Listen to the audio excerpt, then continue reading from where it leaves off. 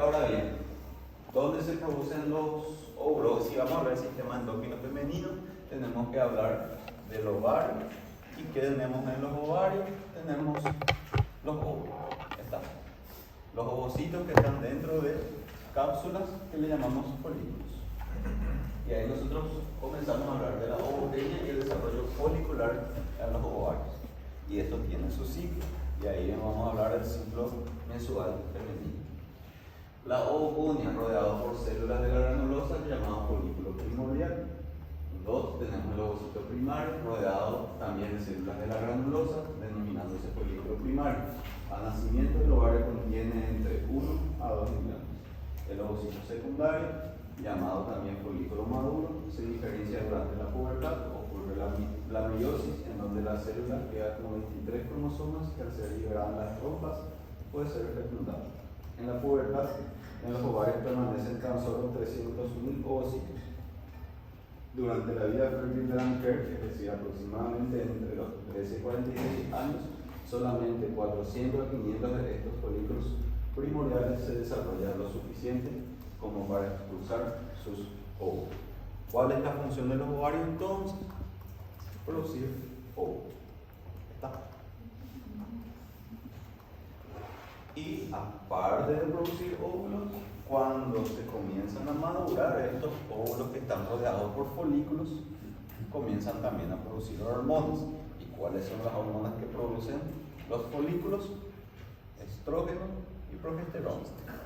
¿Está? ¿Y por quién son regulados la producción de estrógeno y progesterona? O la propia maduración del folículo, que le tiene por dentro al óvulo, por LH y FSH. Y el LH y FSH sabemos que son gonadotropinas que son producidas por la hipófisis, o específicamente por las células gonadótropas presentes en la adenohipófisis. Y las células gonadótropas presentes en la adenohipófisis está a su vez regulada por la gonadoliberina u hormona liberadora de gonadotropinas en el hipotálamo. ¿Ya? Sistema hormonal femenino. Una hormona liberadora hipotalámica denominada gonadoliberina o GnRH, o la hormona liberadora de gonadotropina. Las hormonas adenohipofisiarias, hormonas foliculoestimulantes o FSH, y hormona luteinizante LH, ambas secretadas en respuesta a la hormona liberadora de gonadotropina del hipotálamo. Las hormonas ováricas, estrógeno y progesterona, secretadas por los ovarios en respuesta a las gonadotropinas. ¿Ya? Ahora entramos en el ciclo ovárico mensual. Y si hablamos del ciclo mensual femenino, tenemos que dividir en dos: lo que ocurre en el ovario y lo que ocurre en el endometrio. Ahí está. Si vamos a hablar del ciclo mensual femenino, que sería la pronunciación correcta, ciclo mensual femenino, tenemos que dividir en dos: lo que ocurre en el ovario, repito, y lo que ocurre en el endometrio. Comenzamos a hablar de lo que ocurre en el ovario. Todo empieza, o el punto central, mejor dicho, es el día 14, que es el día de la ovulación. Dijimos que todo empieza en la ovogenia, donde comienza a formarse el ovocito. ¿Está? Este ovocito está rodeado por un folículo que está dentro del ovario. Y dentro del ovario hay muchos folículos. ¿Está? Y bueno, este folículo comienza a madurar y llega a un punto de maduración en el día 14, en donde al madurar tanto la membrana del folículo se queda inestable y se rompe y libera el ovocito. ¿Dónde se va el ovocito? El ovocito se va a la trompa de falopio para una potencial fecundación. Y bueno, ¿qué pasa con lo que sobra del folículo roto? Se convierte en cuerpo lúteo. Y el cuerpo lúteo después se va degenerando y se convierte en cuerpo albicans. Todo esto produce estrógeno y progesterona. El folículo en sí produce, acá produce, acá sigue produciendo estrógeno y progesterona, acá sigue produciendo estrógeno y progesterona, pero llega un punto en donde este cuerpo lúteo se va atrofiando y deja de producir estrógeno y progesterona. ¿Qué quiere decir? Que desde el inicio hasta el final, acá empieza la producción de estrógeno y progesterona, pero llega a su pico allá cerca de la ovulación y después va disminuyendo hasta que ya no produce más ni estrógeno ni progesterona. ¿Cómo nosotros entendemos lo que ocurre en el ovario, dividimos los 28 días en un día 14, el día de la ovulación, y citamos en dos fases. Todo lo que ocurre antes del día 14 y todo lo que ocurre después del día 14. Si dijimos que el óvulo o el ovocito está dentro de un folículo y este folículo antes del día 14 madura, le llamamos a la fase antes del día 14 fase folicular. ¿Ya? Todo lo que ocurre antes del día 14 nosotros le llamamos fase folicular. ¿Por qué? Porque el folículo está en maduración. Eso le da el nombre a esa fase. Después del día 14 dijimos que se rompe el folículo, libera el ovocito y lo que queda del folículo se cambia de nombre. En vez de llamarse folículo roto, nosotros le llamamos cuerpo lúteo. Y justamente eso da el nombre de la segunda fase, que es la fase lútea. Fase folicular antes del día 14, fase lútea después del día 14. ¿Estamos? Crecimiento del folículo ovárico, fase folicular del ciclo ovárico. En principio, la liberación de LH y FSH induce el crecimiento de 6 a 12 folículos y desarrolla una capa de células que lo rodea, que forma la teca externa, cuya función es proteger el folículo, y una teca interna que produce estrógeno y progesterona. Solo un folículo de estos 6 a 12 madura, llega a convertirse en un ovocito secundario por completo cada vez y los demás sufren atresia. Una vez maduro el folículo, estalla en el día 14 y libera el ovocito que se dirige a las trompas. Bueno, la FSH a su vez estimula la producción de estrógeno por el folículo en maduración y la LH estimula la producción de progesterona por el folículo en maduración. Y ahí tenemos otra asociación. Si hablamos de FSH, tenemos que pensar en estrógeno. Y si hablamos de LH, tenemos que pensar en progesterona. FSH estrógeno, LH progesterona. FSH estrógeno, LH progesterona. Progesterona LH, estrógeno, FSH. ¿Ya? FSH estrógeno, LH progesterona. Ya hablamos de la fase folicular, lo que ocurre, ¿verdad? Ahora, ¿qué es lo que ocurre en la fase lútea? Durante las primeras horas posterior a la liberación del óvulo del folículo maduro, una vez que se rompe el folículo maduro, lo que queda del folículo se convierte en cuerpo lúteo.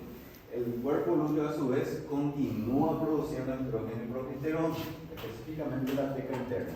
¿Por qué sigue produciendo estrógeno y progesterona? Porque sigue recibiendo estímulos de FSH y LH, con más progesterona que estrógeno durante la fase lútea. Con el transcurrir de los días, aproximadamente en el día 12, el cuerpo lúteo comienza a involucionar y deja de producir hormonas paulatinamente, que nosotros entendemos por paulatinamente de forma decreciente, ¿ya? Cada vez produce menos estrógeno y progesterona. Cada vez, cuando el cuerpo lúteo se va atrofiando, deja de producir estrógeno y progesterona, para pasar a convertirse justamente en corpus albicans. Y así, en la fase folicular tenemos el folículo que madura y estalla. Una vez que el folículo estalla, el ovocito sale y vuela en las trompas. Lo que queda del folículo roto pasa a llamarse, en vez de folículo roto, se llama cuerpo lúteo. Ahí empieza la fase lútea. El cuerpo lúteo, como ya está roto, como ya está partido en la mitad porque liberó el ovocito, comienza a atrofiarse. Llega un punto en donde la atrofia es tal que ya deja de producir estrógeno y progesterona y se convierte en corpus albicans. ¿Qué quiere decir con eso? Que el corpus albicans ya no produce más ni estrógeno ni progesterona. Los que producen estrógeno y progesterona es el folículo de maduración y el cuerpo lúteo. ¿Ya? Acá tenemos otro gráfico más. Fase folicular y fase lútea. En el medio tenemos el día 14. Y ahí tenemos una referencia de la temperatura corporal basal de la fase folicular y la fase lútea. Acá tenemos FSH y LH y acá tenemos estrógeno y progesterona. Y acá justamente la progesterona aumenta su secreción y el estrógeno aumenta más durante la fase folicular. ¿Estamos? Y justamente este aumento del estrógeno se relaciona con un aumento de la temperatura basal también, ¿verdad? ¿Qué quiere decir eso? Que cerca del día de la ovulación, la temperatura de la piel también aumenta ligeramente. Ya, eso no muestra que es el gráfico, pero se sabe que el estrógeno puede aumentar la temperatura basal de la piel cerca de la ovulación. Y bueno, ya acá tenemos otro resumen. Lo que ocurre con nuestro folículo. Se elige un folículo, este folículo madura y comienza la producción de estrógeno y progesterona. Llega a estallar este folículo, libera el ovocito y se convierte en cuerpo lúteo. Y el cuerpo lúteo comienza a involucionar hasta convertirse en corpus albicans que ya no producen ni estrógeno ni progesterona. ¿Qué se sabe también? Que cerca del día 14 hay un pico de LH o de la hormona luteinizante. Ese pico de LH o de hormona luteinizante produce la maduración completa del folículo en maduración. El pico de LH produce el estallido del folículo maduro. A progesterona então vai produzir a fase lútea, corpópica? Hay mayor producción de progesterona en la fase lútea, pero la fase lútea está iniciado por la ruptura del folículo maduro. Que é a partir do 14º dia. Exactamente, donde una vez que está roto el folículo maduro, comienza a llamarse fase lútea. ¿Ya? ¿Perdón? ¿Cómo? Bueno, cerca del día 14 hay un pico de LH, que es una gonadotropina, sabemos, y ese pico de LH es el que produce la maduración total y la ruptura del folículo maduro. Ese pico de LH. ¿Por qué hago referencia a esto? Si el pico de LH produce la maduración completa y la ruptura del folículo maduro, por ende, quiere decir que si no tenemos pico, no tenemos ruptura del folículo maduro. ¿Se entiende? Si el pico de LH produce la ruptura del folículo maduro, quiere decir que si no tenemos pico de LH, no tenemos ruptura del folículo. ¿Me siguen? ¿Nosotros podemos inhibir este pico de LH, sí o no? Sí. Y ahí justamente entran los anticonceptivos. Recuerden que hay una relación de FSH con estrógeno y de LH con progesterona. Y recuerdan cómo se regula el sistema endógeno por feedback negativo. Ahora bien, si yo quiero inhibir mi LH, ¿qué hormona tengo que administrar? Progesterona. La pastilla al día siguiente. Se administra en exceso progesterona, que crea una feedback negativo al pico de LH. Por ende se corta el pico de LH y por ende no hay una ruptura del folículo maduro. Por ende las posibilidades de que haya una liberación del ovocito disminuyen. Por ende no hay fecundación. ¿Estamos? Por eso justamente una vez que haya ocurrido la ovulación ya no hay por qué ni para qué de la pastilla del siguiente porque el ovocito ya se libera. ¿Me siguen? Y también tenemos las pastillas que se toman todos los días que tienen un poco de estrógeno y un poco de progesterona, que justamente también ayudan a impedir el pico de LH. ¿Se entiende? Se sabe que hay una retroalimentación positiva también del pico de LH. Nuestro libro de Guyton lo explica bien y te dice que no se sabe justamente por qué ocurre este pico de LH, pero se sabe que es por retroalimentación positiva. Y ahí tenemos otro ejemplo de retroalimentación positiva. Y hasta ahora tenemos oxitocina y el pico de LH, que son causados por retroalimentación positiva. El resto, todo lo que vimos, es por feedback negativo. Después, ¿qué más? Y bueno, pregunta. El LH sabemos que estimula la producción de progesterona. Y justamente nuestro gráfico muestra que hay el pico de LH y posterior al pico de LH también tiene que haber un pico de progesterona, justamente por la estimulación del aumento de la producción de progesterona por el pico de LH. ¿Estamos? ¿Me siguen hasta acá? Sí. Funciones de las hormonas ováricas, estradiol y progesterona. Tenemos los estrógenos o beta-estradiolestrona estimulan el aumento del tamaño de los ovarios, las trompas falópicas, útero, vagina. También crecen los genitales externos con depósitos de grasa en el monte de Venus y los labios mayores, y aumenta el tamaño de los labios menores. Estas hormonas producen una llamativa proliferación del estroma endometrial y un gran desarrollo de las glándulas endometriales que serán utilizados para colaborar a la nutrición del óvulo implantado en el caso de que se hubiera acontecido o si ocurrió una fecundación.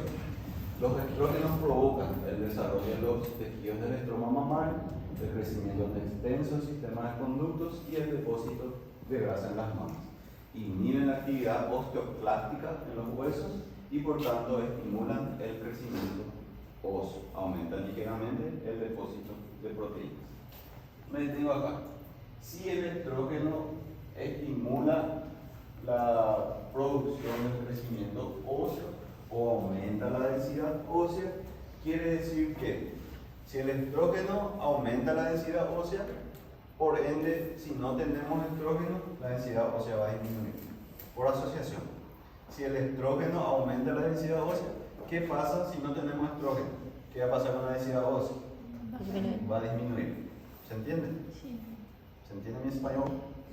Bueno, ¿qué pasa posterior a la menopausia de una mujer? La producción de estrógeno y progesterona disminuye. Por ende, si no tenemos estrógeno, ¿qué pasa con la densidad ósea? Disminuye. Por ende, quiere decir que hay una mayor osteopenia. Osteopenia estoy hablando de una disminución de la densidad ósea, y cuando la osteopenia es severa, entramos dentro del contexto de una osteoporosis. Por eso, en resumen, hay mayor probabilidad de que las mujeres tengan osteoporosis posterior a la menopausia, que es el cese del ciclo menstrual femenino, justamente porque después de la menopausia hay un déficit de los estrógenos. ¿Está? Y justamente por eso se indica el consumo de calcio.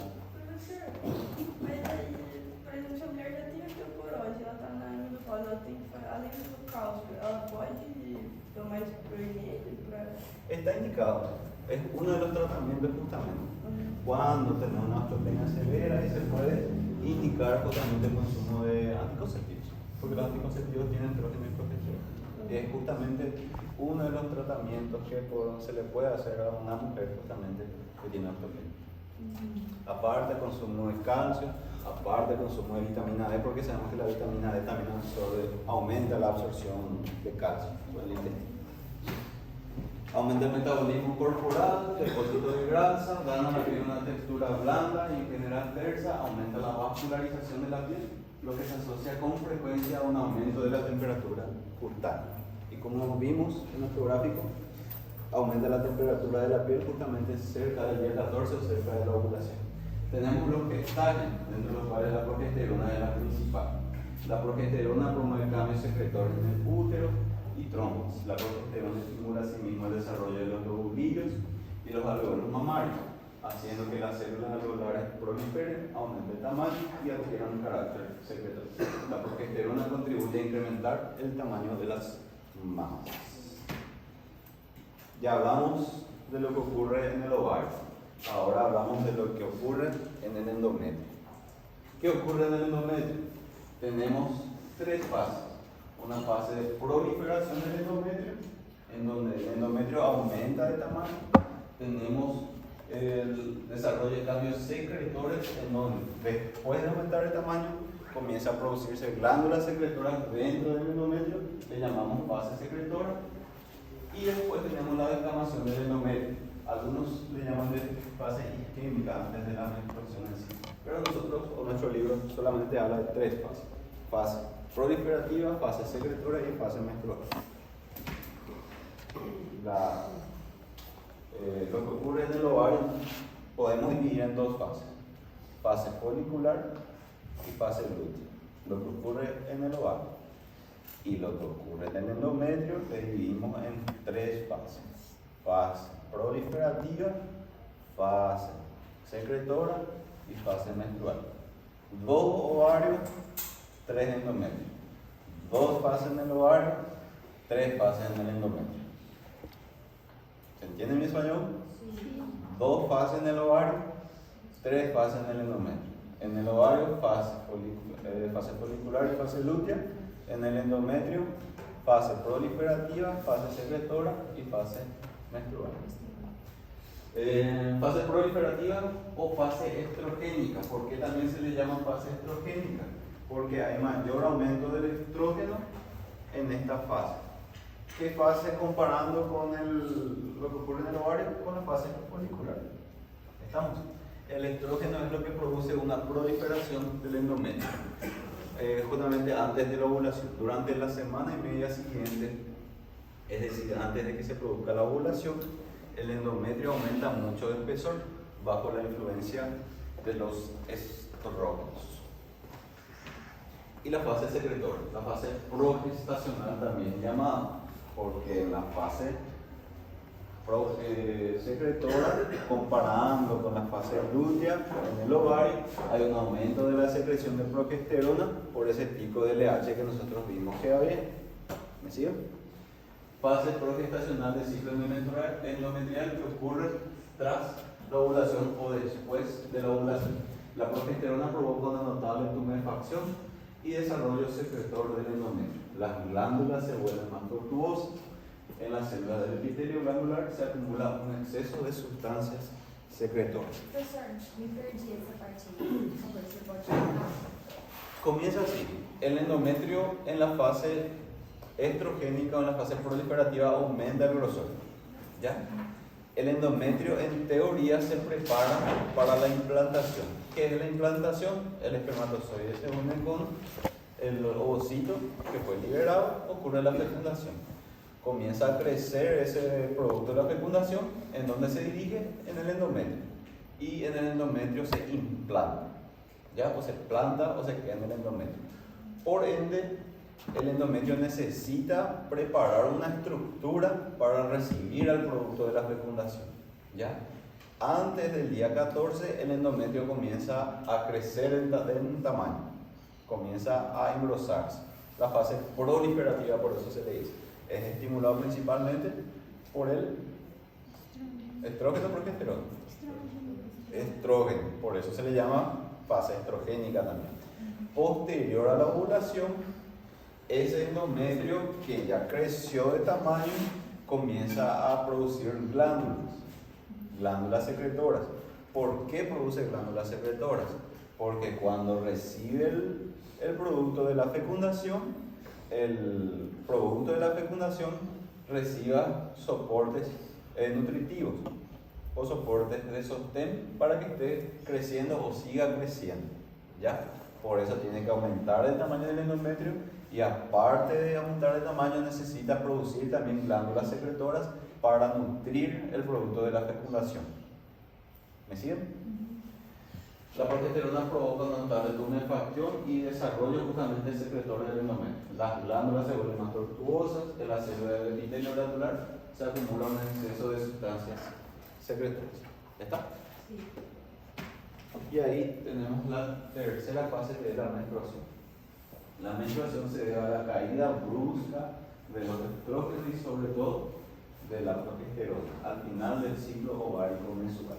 Al tener un cese de las hormonas femeninas ocurre una descamación del endometrio.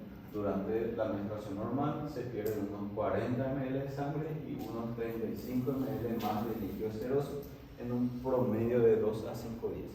Si es menos, tenemos una oligomenorrea. Si no tenemos menstruación, le llamamos amenorrea.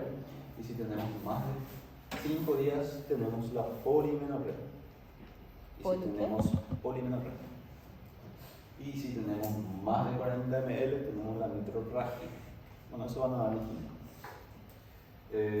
Vamos a ver. Nuestro gráfico. Nosotros dijimos que nuestro folículo comienza a producir estrógeno y progesterona, ¿ya? Pero llega un punto en donde nuestro folículo pasa a convertirse en cuerpo lúteo y nuestro cuerpo lúteo en cuerpo albicans. El cuerpo albicans dijimos que ya no produce más ni estrógeno ni progesterona. Y cuando el cuerpo albicans ya no produce más estrógeno y progesterona, el endometrio llega o ya no recibe más ni estrógeno ni progesterona. ya no recibe más ningún estímulo. Tenemos la fase proliferativa donde recibe estímulo, principalmente el estrógeno. Tenemos la fase secretora donde recibe todavía estímulo, pero en predominancia de la progesterona. Pero llega un punto en donde ya no se produce más ni estrógeno ni progesterona por la atrofia del folículo, por la atrofia del cuerpo lúteo. Cuando deja de recibir estímulo el endometrio de las hormonas sexuales femeninas, comienza a haber una isquemia. ¿Por qué? Porque ya no recibe más ni estrógeno ni progesterona para seguir proliferando y secretando sustancias. Por ende, se descama el endometrio. Y cuando se descama, ocurre la fase menstrual. ¿Está? ¿Se entiende por qué ocurre la menstruación? La fase menstrual ocurre cuando ya hay un déficit de estrógeno y de progesterona. ¿Ya? Y cuando no tenemos más ni estrógeno ni progesterona, el endometrio ya deja de recibir estímulo. Y cuando el endometrio ya no recibe más estímulo, la piel el endometrio se descama y cae justamente en forma de la menstruación.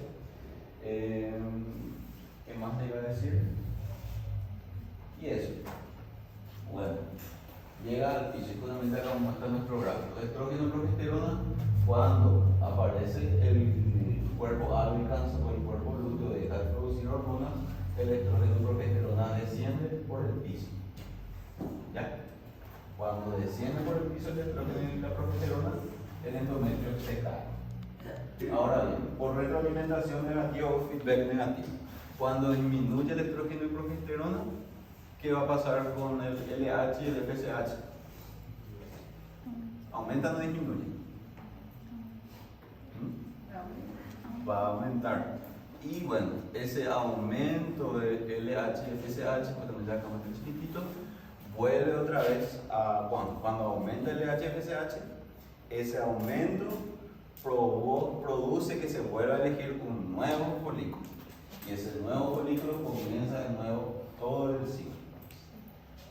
Ese proceso dura 28 días en promedio y justamente por eso el ciclo menstrual femenino dura de 28 días en promedio, o de 26 a 32 días. Estamos.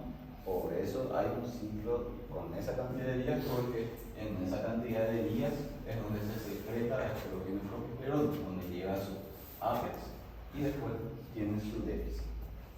¿Ya? Al final es todo por feedback negativo. Y un dato más, cuando se descama el endometrio, bueno, ocurre la fase menstrual, que la fase menstrual nosotros le llamamos el día 1. Está la fase menstrual, o el día 1 nosotros tenemos en el primer día de la menstruación. ¿Ya? Ahí nosotros comenzamos a contar. Esto va más para los varones porque las chicas ya saben, ¿verdad? Que el día 1 es en el primer día de la menstruación. Y ahí nosotros comenzamos a contar, y justamente para ver si es regular o no, o para ver justamente el ciclo mensual. ¿Se entiende? Repito otra vez, el día 1 es el primer día de la fase menstrual. Y ahí nosotros vamos contando hasta llegar al día 14, y ahí tenemos nosotros la regularidad o no, y ver los días fértiles o no, que son cerca justamente de dónde, de la ovulación. Algunos dicen 3 días del día 14, contamos 3 días antes, 3 días después, algunos 2 días antes, 5 días después. ¿Ya está? Que son los días fértiles o los días donde la mujer es potencialmente fértil. ¿Me siguen?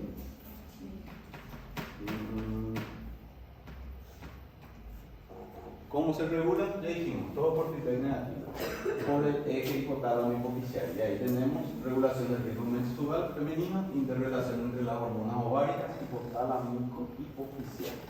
El hipotálamo secreta hormona liberadora de gonadotropinas o gonadoliberina, lo que estimula a las células gonadótropas que producen hormonas folículo-estimulantes, hormonas luteinizantes en la adenocipófisis.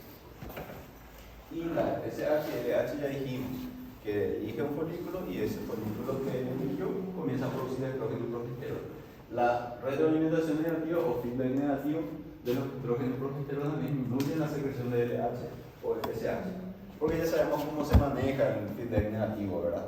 Cuando hay un déficit de estrógeno y progesterona, aumenta FSH y LH. Cuando hay demasiado estrógeno y progesterona, el FSH y el LH disminuyen. Y así ocurre el feedback negativo. ¿Me siguen?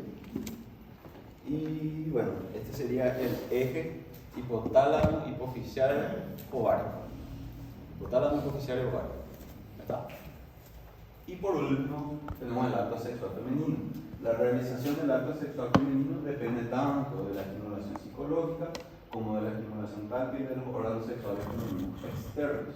El deseo varía del ciclo sexual, alcanzando un máximo cuando se aproxima a la ovulación, lo que podría deberse a la elevada secreción de estrógenos durante el periodo preovulatorio. Tenemos la erección y lubricación femenina en torno al introito y extendiéndose hacia el clítoris, existe un tejido eréctil casi idéntico al tejido eréctil del pene.